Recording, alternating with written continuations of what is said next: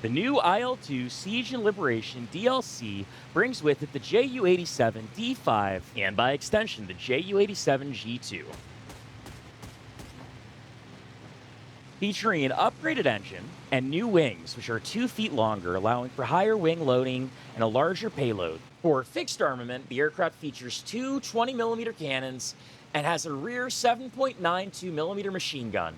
This variant could even equip the Stuvi bomb sight. The Stuvi is a system very similar to CCIP, or at least the concept of it, which provides an updated impact point for your bombs.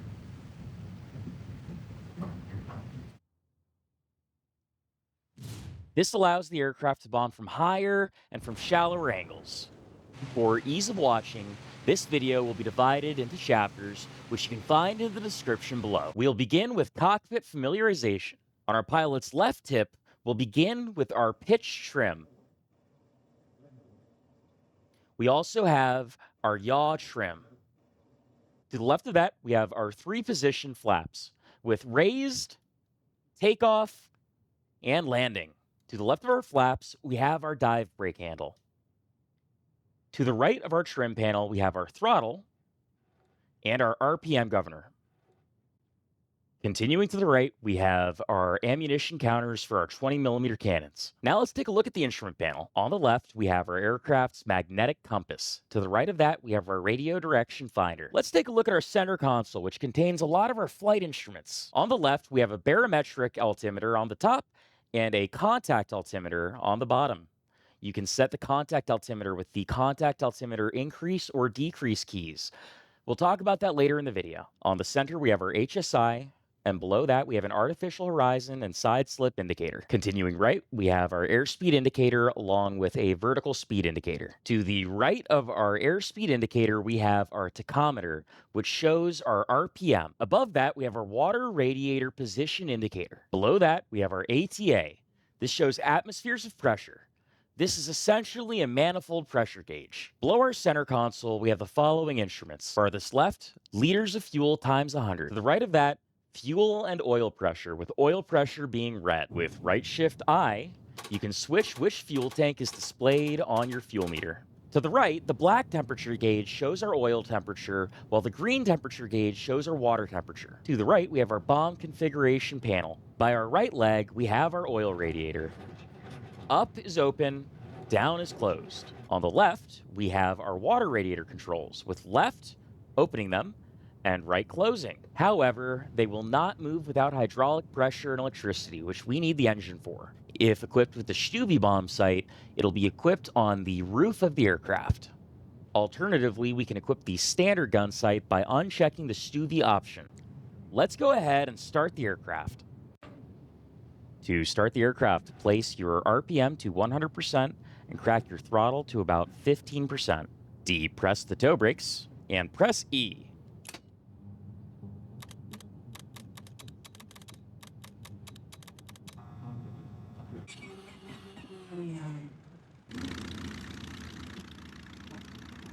Prior to taxi, we'll set our oil radiator to 50%, and we'll set our water radiator to the normal position. The water radiators create a significant amount of drag.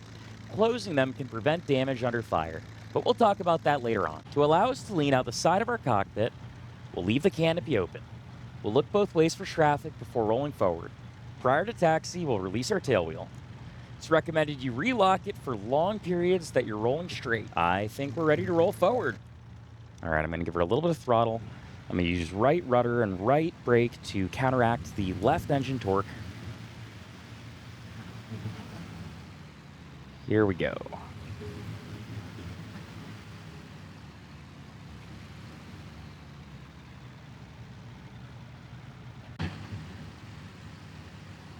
You can lean out the side to look around the nose, and we'll take this turn nice and slow, careful not to flip.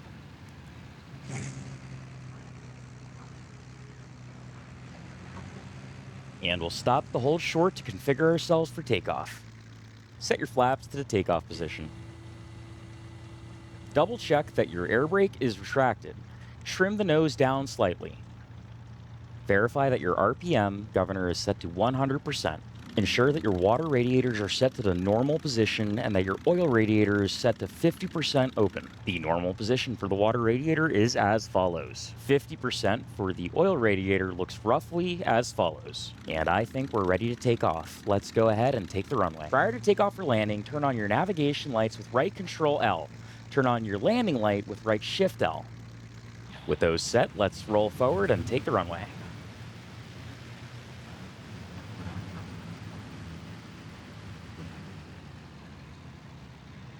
We'll get lined up, we'll lock the tail wheel, and we'll stop. We'll shutter canopy with right Alt-C. All right, with RPM set to 100, I'm going to slowly throttle up to reach takeoff power. We can only hold this for a minute.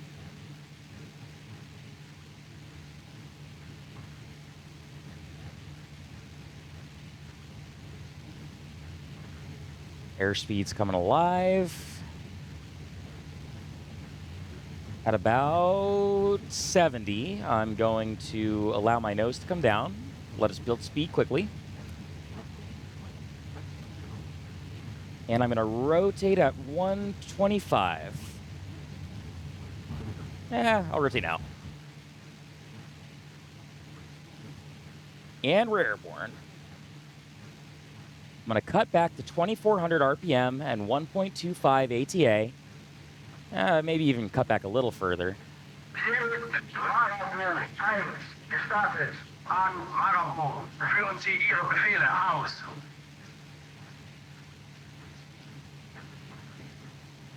And at around 200 kmph, I'm going to raise my flaps. At 1.25 ATA and 2400 RPM, we are now in climb mode, which you can hold for 30 minutes. We'll use this to reach altitude. In climb mode, your oil radiator should be fully open, as should your water radiator. For the most efficient climb, use your side slip indicator to center the ball, trimming opposite the ball. Keep an eye on your engine temperature as you climb, watching both your oil and your water. The maximum oil temperature the Jumo engine is rated for is 90 degrees Celsius, with damage occurring at above 105 degrees Celsius, while the max water temperature the engine is rated for is 80 degrees Celsius, with damage occurring at 110 degrees Celsius. However, in colder weather, you may have to partially shut your radiators in order to preserve engine heat and prevent undercooling. The Supercharger in this aircraft has 2 stages and is automatic. You do not need to worry about it. Up here at 4,000 meters high, let's configure the aircraft for cruise. Your oil radiator should be set to roughly 40%, while your water radiator should also be set to the normal or 40% position. At 2250 RPM and 1.15 ATA, we are now in cruise mode. With cruise mode set, you should take note that you can hold this level of engine performance indefinitely, or at least till you run out of fuel. However, to avoid undercooling in the winter, you may need to shut your water radiators all the way. This will also help you significantly with drag. Your oil radiators might need to be shut up to 20%. I'm going to demonstrate an attack against shipping both with and without the Stuvi bomb sight. Without first, just so you can see what a game changer the Stuvi is. We can open the floor hatch with the bomb bay door toggle. In this case, it will open an armored window at our feet. At our 11 o'clock are some Soviet ships. To use the drop bomb mode toggle, press left Windows B. To change the drop bomb delay, press left Control B. As we set up for the attack, we'll set our drop bombs mode to drop all. We'll set our delay to 0 seconds so all bombs release at the same time, giving us a greater chance to hit the ship. We'll set our water radiators and oil radiators to 50%. You'll notice that I'm carrying 8 SD-70 bombs on my outer wings. This will give us a greater chance to hit the target ship. With right shift K, we can set our contact altimeter to 1.5 km. This will set off a buzzer reminding us to drop our bombs and pull out of the dive. You may have to approach your target with a slight side slip to be able to see over the nose until you can place the target into your window. We'll set ourselves up to hit the Liberty ship on the right.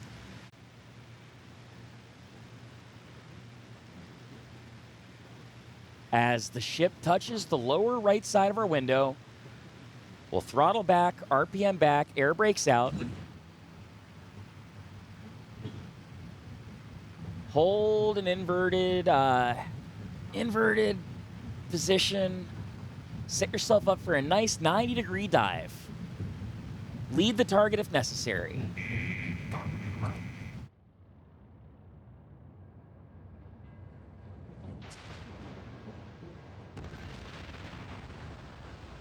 That was a good hit, and she's going down. Our automatic dive recovery initiated, but we're still going to pull out until we black out. And we're going to fly evasive to avoid enemy fire. Now let's try it again from a shallow dive. The Stuvi can compensate for either a headwind or a tailwind, but not a crosswind. You can set this with right alt period, right alt semicolon. You can also set the target altitude, which you must do to have an accurate bomb sight. It can be set with right shift period and right shift semicolon. We'll position ourselves for a non-inverted attack. We'll position the bomb fall line along our target ship. We're going to try and use the Stuvi to stay at higher altitude. We're going to release as the bomb fall line crosses our target. Air brakes in. And evade. Woo! Good hits! The Stuvi can keep you higher above enemy fire and allow you to avoid ending up down in the weeds. It will not, however, compensate for yaw or roll, only pitch. Now let's discuss landing. Depending on weather, you may want to open your radiators all the way in order to create more drag on approach. However, you can close them partially and may even have to close them partially in the winter to prevent undercooling. We're going to do a quick check of the runway, make sure there's no traffic down there, and we're going to throw on our navigation lights. We'll also turn on our landing light. As we get onto our approach speed of between 180 to 195 kilometers per hour, we're going to lower our flaps to the takeoff position prior to turning onto our final approach. Turning on to final, I'm going to lower our flaps to the landing setting, and I'm going to continue to throttle back. I'm going to set RPM to 100.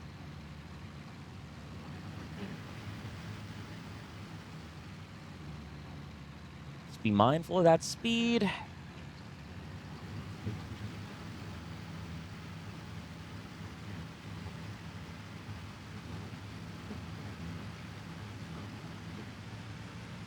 Watch our side slip.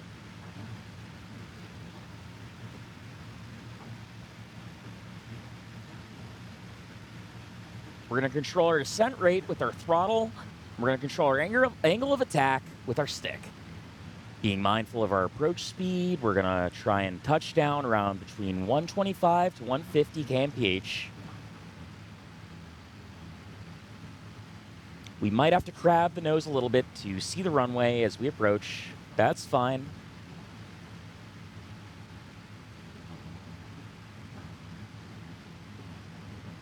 Give her a little bit of power.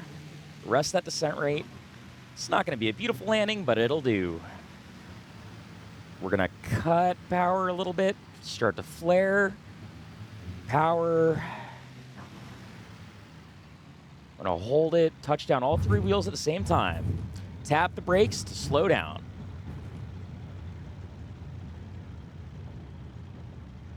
We're going to keep that aft pressure on the stick. And there we are. We'll clear the runway, and then we'll take a look at upgrades this plane offers. For emergency landings, the Stuka can equip a landing gear jettison feature, which uses explosive bolts with left shift D to jettison the landing gear and allow the plane to make a safer belly landing. The aircraft can also, as an upgrade, carry an SC 1800 kilogram heavy bomb. Additional armored plating and machine gun pods are also available. The aircraft can equip two 37mm BK gun pods for anti-tank and ground attack use, and when equipped with this, the aircraft is redesignated to the JU-87 G2. Skipping the Stuvi gun sight because we've already used it, let's go down and take a look at the JUMO 211P engine. The JUMO 211P provides an extra 80 horsepower due to increased boost. The engine itself has different engine parameters and modes, as you can see on the screen now. Finally, for night missions, we can equip exhaust flame suppressors. In the future, I'll be making a dive bombing techniques video, and I'll also cover the JU-87 G2, or the Stuka when equipped with its cannon. Stay tuned for more, and don't forget to like, comment, and subscribe if this helped you out. Plev, out.